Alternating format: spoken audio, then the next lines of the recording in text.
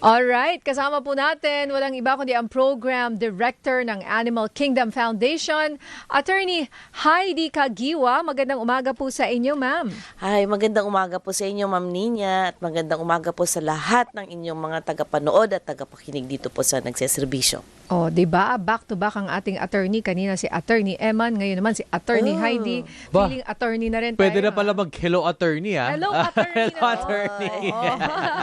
Attorney Okay. Noel Liza, hello. Hello, ayan. Ang topic nga po natin na ngayon ay adopt, don't shop pets for the holidays, and pet holiday cards. Ano kaya itong pet holiday cards? Patunayan natin itong adopt, don't shop pets for the holidays.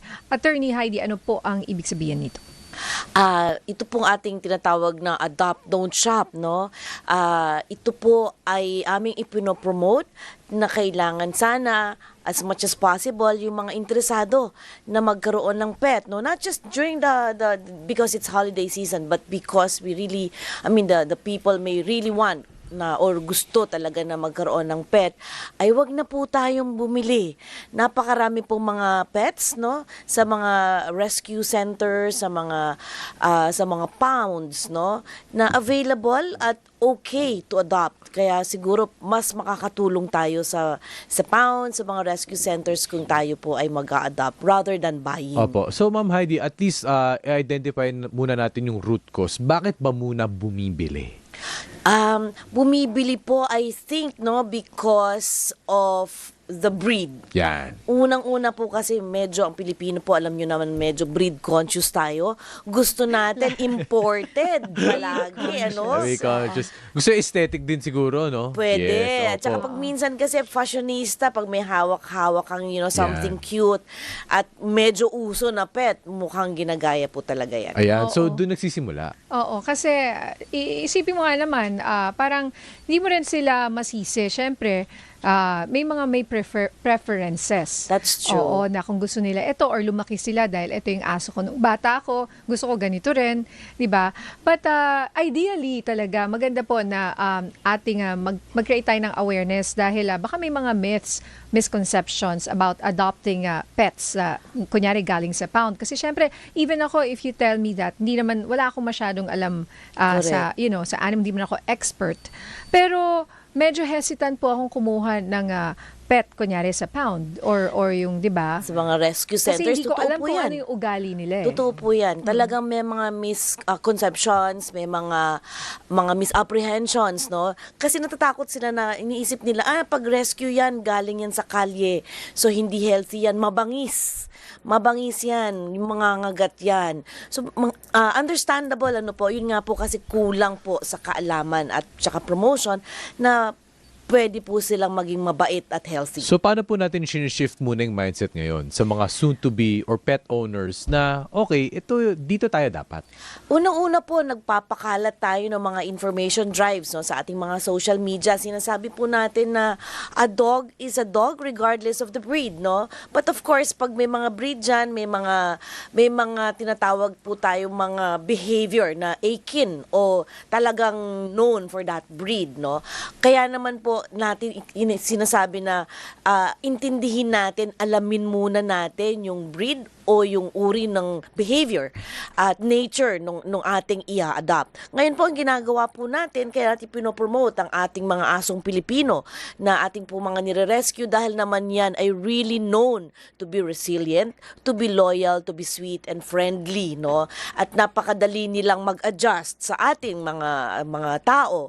Kaya kami po, pag ni-rescue po natin yan at dinala na sa ating rescue center, pinopromote na po natin yung kanilang glow up, yung rehabilitation. May glow up din May pala glow sila. up po yan. Anong ibig niyo po sabihin dun sa gino-glow up natin sila? Gino-glow up po natin sila na pinapakita po natin sa social media na ito po siya nung atin po siyang na-rescue. Before and after, gano'n. Yes, Oo. and then yung process, no, makikita po natin na pag ni-rescue yan, ganito itsura, and then in between, nire-rehabilitate yan medically, behavior, lahat po yan socially, no, even. At saka binibigyan din po natin, tinuturuan natin sila ng basic dog tawag behavior at saka command, no. Kaya natututo po talaga at mabilis po silang maka-adapt. Oo. With that, at makikita ng mga tao yan, at through interactions, no, ay makikita nila pwede naman pala. Oo. Hindi naman pala kailangang breed. Actually, nung bata ko, I remember, meron kaming aso noon na parang may breed. Ang pangalan niya Reagan. Ang pangalan Wow. Ray. Si Reagan, white siya. Tas, hindi ko alam kung anong Ano breed. siya, hindi ko na Japanese maalala. Spitz? Yeah, uso ngayon. Yan. Not 80s. Yung, Japanese Spitz. Yung pinsan din namin, si Mart, ang pangalan naman niya si Milky, Japanese Spitz. Oo, at Pati saka- si Muggles, yung dog ng best friend ko, Japanese Spitz. Oo, Yan. kasi nung 80s, Japanese Spitz, very uso. Ewan ko, parang everybody had one. So, we had one nung ako ay lumalaki. Pero may favorite akong dog, si Brownie. Brownie. Si Brownie ay para si Bantay. Nung bata tayo, di ba, may mga books na Bantay ang pangalan ng asong Pilipino.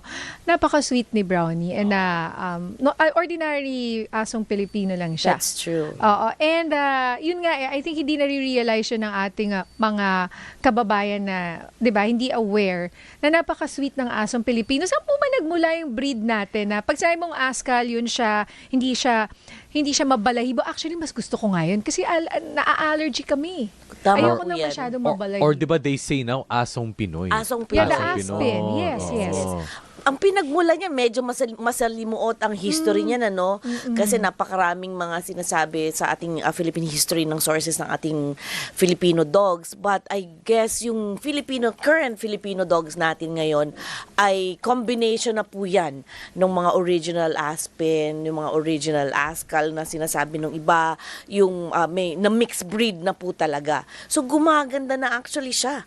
No? Actually maganda naman po talaga siya eh. Kaya lang syempre pag ikukumpara natin siya doon sa mga Pero breed. ibang-iba po siya. So, gusto ko Correct. malaman, saan siya nag-start yung ganong itsura? May ganon rin ba sa mga Asian countries, like for example, Vietnam, Thailand, yung mga kapitbahay po Tama. natin, na medyo pareho ng Yes. weather, or do they have the tayo same? nga, Yes, kahawig yes. natin sila eh. Actually, Diba? pati aso po hawig. Oo. Pati aso hawig po. Ang medyo may pagkakaiba lang sila minsan sa size. Nung minsan pong pumunta po ako sa Thailand, sa Phuket, meron po silang specific na parang puyo. Mm. Somewhere sa okay. likod. Parang lahat nung nakita kong mga parang aso nila sa kalye, no? Sabi ko, ba't parang may puyo? So, ganun daw naman doon. Pero yung itsura nila basically halos the same. Oo, kasi kumbaga Asian breed yan. Oo, Asian. di ba? Alright, so ano po bang advantage ng asong Pinoy or Aspen? Para sa amin po, they are very resilient. Sanay na sanay yan sa ating environment, sanay na sanay sa ating mga tao, sanay na sanay yan at madaling mag-adjust. No? Napakadali nilang mag-adjust. Low maintenance. Hindi natin kailangan mag-spend ng libo-libong piso. No? Because some breeds are prone to certain diseases, they're prone to certain abnormalities. Pero ito pong ating asong Pinoy, Sos Mariosep. Pinoy na Pinoy po talaga pagdating sa karakteristik at saka sa tikas at lakas ng katawan. Opo. Oo, hindi mo siya kailangan, hindi alagain. Tama. Oo. Tama. Tsaka kasi ganun maganda rin. It's also how you raise a child, for example. Wag mo isuspoil. Oo, gusto mo independent. In a way diba? din po ba, follow-up question, yung mga Aspen, parang yung topic natin kanina, ang Pilipino very communal. Kaya siguro pag makita natin ng mga Aspen sa kalye, of course may risk na baka quote-unquote makagat. Pero nag-a-adapt sila sa kalye. At tama po yan, nag-a-adapt sila sa kalye. Kaya nga po, dyan papasok yung, ang dami nating stray. Mhm. But actually, they're not real stray. They are astray. Kasi yung mga owners, at saka actually owned sila. Nabayaan. Own sila, Oo. napabayaan na. Uuwi lang sila kasi hindi naman lahat ng bahay sa atin sa Oh, yun Pilipinas nga eh. ay gated. Opo, So opo. talagang lalabas sila kasi wala naman silang backyard or front yard. So, attorney, kung ako po yung mag-a-adapt, ano po yung mga una kong kailangan gawin? Unang-una po ang ginagawa namin, pinapapunta namin sila doon sa aming website. May portal po tayo doon. Pinapapili natin sila. Doon po sa choices nila, meron po nandun na po yung mga behavior, kung ilang taon yan, male, female. At ang ginagawa po namin, pag nag-apply na po yan, syempre minamatch namin, ini-interview namin. Kasi kung ikaw po ay medyo may edad na at mamimili ka ng active dog, hindi kayo matched. Diba? Kasi baka naman hahabol-habol yung aso, tatakbo-takbo, hindi ka na makatakbo. So minamatch po talaga natin yan sa kanila.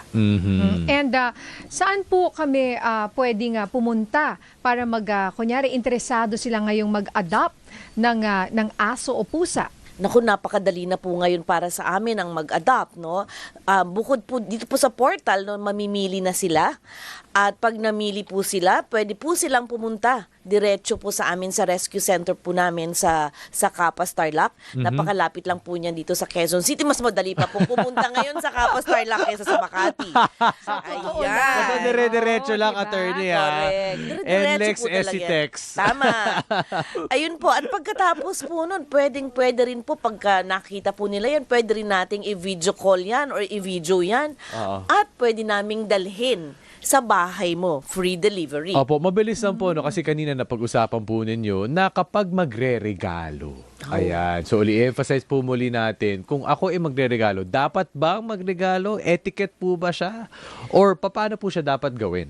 Ang pagre-regalo po talaga ng pets ay dinidiscourage po talaga namin because we always say that pets are not objects.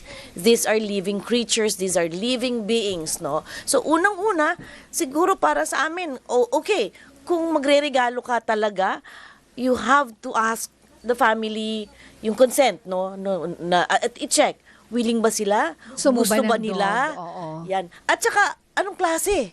Diba? Anong klaseng dog? Also, kasi ayun na nga, sabi ko kanina, mamaya yung reregaluhan mo ay senior na, bibigyan mo ng big dog or large dog. So, hindi siya match. So, kailangan po talagang pag-matchin po talaga natin yan. At dinidiscourage po talaga natin kasi baka hindi po ready yung pagbibigyan natin. Eh di parang, kung living creatures, eh di parang yung tao, iniregalo mo rin, di ba? It's the Diba? same Parang logic. ganun eh. Oo. Eh. Correct. Kasi it's going to be part ng pamilya mo eh. Alam mo, Tama. ganyan ang mga, Correct. kita mo naman eh, kung paano mag-alaga yung mga fur parents po natin. Kaya nga parents eh.